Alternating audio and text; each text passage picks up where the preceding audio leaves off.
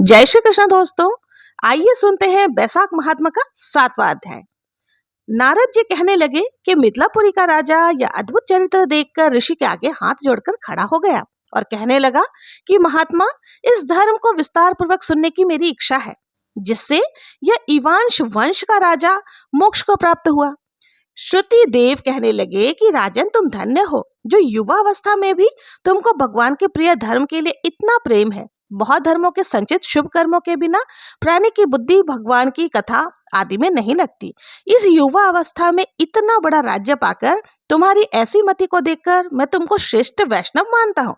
इसलिए मैं यह श्रेष्ठ वैष्णव धर्म तुमसे कहता हूँ, जिसके श्रवण मात्र से प्राणी जन्म मरण के बंधन से छूट जाता है।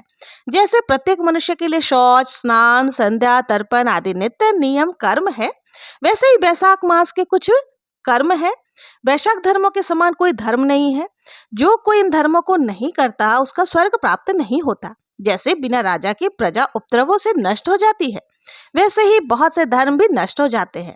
बैसाख मास के धर्म जैसे जल का घड़ा देना, प्याऊ लगाना, मार्ग में छाया करना, जूता, खड़े, छतरी तथा पंखा का दान करना, श्रम को दूर करने वाले गौरस का दान, बावड़ी, कुआं, तालाब तथा धर्मशाला आदि बनवाना, नारियल, ईख, कपूर और कस्तूरी आदि का दान करना, चंदन आदि सुगंधित द्रव्य, शैया, खाट, आम और दूसरे फल पुष्प, सायंकाल समय शरबत, पूर्णिमा के दिन सब तरह के अन्न पान का दान करना, चैत्र की अमावस्या को करील का दान करना, सूर्योदय से पहले प्रतिदिन स्नान करना, भगवान का पूजन करना, कथा सुनना, गाय को घास डालना, ब्राह्मणों के चरण धोना, गुड़, सौंठ, आंवले का दान, यात्रियों की सेवा। जो स्त्री बैसाख मास में भगवान का पूजन फूलों से नहीं करती उसको पुत्र सुख नहीं मिलता, उसका पति और आयु भी नष्ट हो जाते हैं।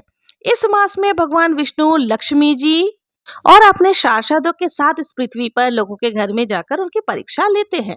जो भी इन दिनों उनका पूजन नहीं करता वो रोग आदि नरक में पड़ता है और फिर 5 बार राक्षस योनि पाता है। इसलिए इस मास में अन्न व जल से भूखे प्यासे प्राणियों की रक्षा करें। जय जय श्री राधे। 7वां अध्याय समाप्त।